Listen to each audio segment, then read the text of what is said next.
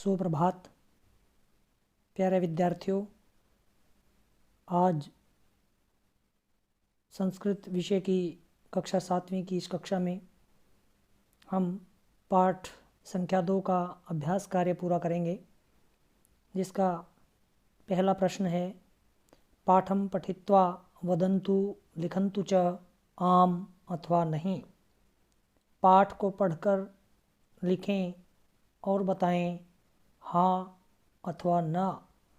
अर्थात पाठ के आधार पर आपसे पूछा है कि पूछे गए वाक्य सही हैं अथवा नहीं। प्रश्न संख्या 1 का भाग 1 है किम छात्रः पठने अकुशलः आसीत्।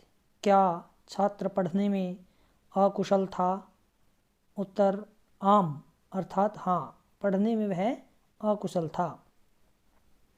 किम छात्रस्य उपहासम् अध्यापकः कुर्वन्ति स्म। क्या छात्र का उपहास अध्यापक करते थे? ये पाठ के आधार पर हमने पाठ में पढ़ा कि उसका उपहास उसके सहपाठी करते थे, ना कि अध्यापक। तो ये कहा गया जो वाक्य है ये गलत है। उत्तर में लिखेंगे हम नहीं। किम गर्तः घटस्य अधः आसीत्। क्या गड्ढा घड़े के नीचे था? तो बार बार घड़ा रखने से उसके नीचे गड्ढा बन गया था। इसका उत्तर है आम, हाँ। किम गर्तः घट स्थापनेन अभवत्। क्या गड्ढा घड़ा रखने से हुआ था? क्या बार बार घड़ा रखने से ही गड्ढा बन गया था? उत्तर है आम, हाँ।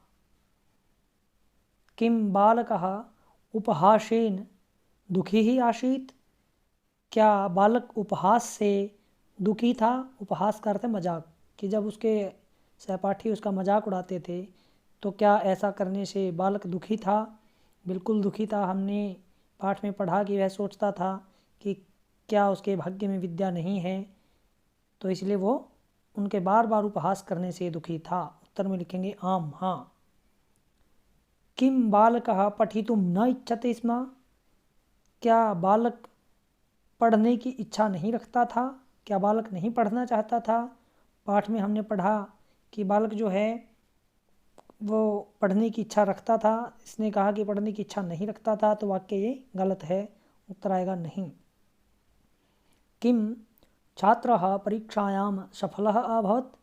जब उसने बार बार अभ्यास किया तो क्या वह परीक्षा में सफल हुआ? उत्तर आएगा आम, बिल्कुल। इस पाठ का मूल मंत्र यही है कि बार बार अभ्यास करने से हम कोई भी कार्य सफलतापूर्वक कर सकते हैं। किम अभ्यासः परमो गुरुः। क्या अभ्यास ही सबसे बड़ा गुरु है? आम। पाठ का जो शीर्षक है वही अभ्यासः एव परमो गुरुः, अर्थात अभ्यास ही परम गुरु अर्थात सबसे बड़ा गुरु है। शीर्षक ही पाठ का ये दिया गया है, अर्थात ये वाक्य सही है। दूसरे प्रश्न में देखेंगे चित्रम दृष्ट्वा पाठात् उपयुक्तपदानि चित्वा चित्राणाम अधः लिखन्तु। चित्रों को देखकर पाठ से उपयुक्त पद चुनकर चित्रों के नीचे लिखें। सह पुनः पुनः पाठान अपठत्। पाठ के आधार पर आपने इसको पूरा करना है। वह बार बार पाठों को उसने बार बार पाठों को पढ़ा। दूसरा वाक्य है सहपाठिनः तस्य उपहासं कुर्वन्ति स्म। सहपाठी उसका उपहास करते थे चित्र को देख करके, और पाठ के आधार पर आपने उत्तर लिखना है। तीसरा चित्र में आप देख रहे हैं घड़े के नीचे एक गड्ढा बना हुआ है। सह घटस्य अधः एकम गर्तम अपश्यत्। उसने घड़े के नीचे एक गड्ढे को देखा। और चौथे चित्र में आप देख रहे हैं कि वो लिखने का अभ्यास कर रहा है। पुनः पुनः लेखनस्य अपि अभ्यासम अकरोत्। बार बार उसने लिखने का भी अभ्यास किया। पाठ के अंत में हमने पढ़ा कि उसने निरंतर मेहनत की, उसने पाठों को बार बार पढ़ा और लिखने का भी अभ्यास किया। तो यहाँ आएगा पुनः पुनः लेखनस्य अपि अभ्यासम अकरोत्। अगला प्रश्न है, तीसरा प्रश्न है इसमें उचितम विपरीत पदम चित्वा लिखन्तु। विपरीत पद चुन करके आपने लिखना है, सामने मंजूषा में दिए गए हैं। कुशलः, इसके लिए आएगा विलोम पद अकुशलः। विस्मरति, विस्मरति का अर्थ है भूलना, भूल जाता है, उत्तर में आएगा स्मरति, स्मरति का अर्थ है याद रखता है। मूर्खः, विलोम पद बनेगा बुद्धिमान। अधः, अधः का अर्थ होता है नीचे, इसका विलोम बनेगा ऊपरी। हमने पढ़ा अधः और ऊपरी दोनों के योग में षष्ठी विभक्ति का प्रयोग होता है, दोनों उपपद विभक्तियां हैं, उपपद हैं दोनों। आदरम, अनादरम, तो ये हुई विपरीत पद। चौथा प्रश्न है, एतेषां प्रश्नानाम् उत्तराणि एकपदेन वदन्तु लिखन्तु च।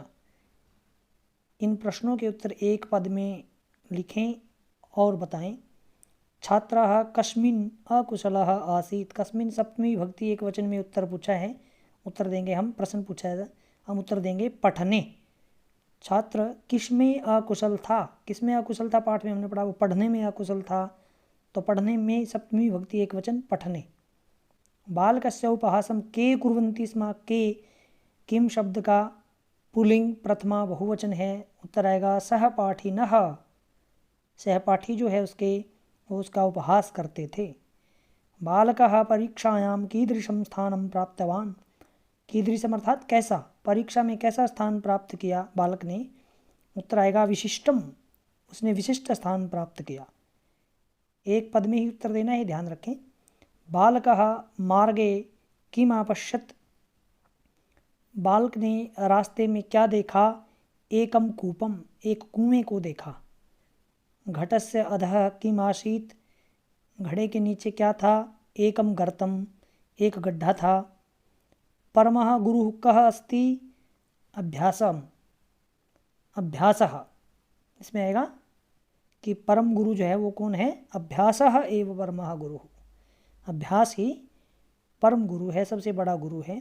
तो 4 प्रश्न आपने हल करने हैं अपनी पुस्तिका में, और इनके उत्तर जो हैं आपने अपनी उत्तर पुस्तिका में लिख लेने हैं और इनको स्मरण भी करना है।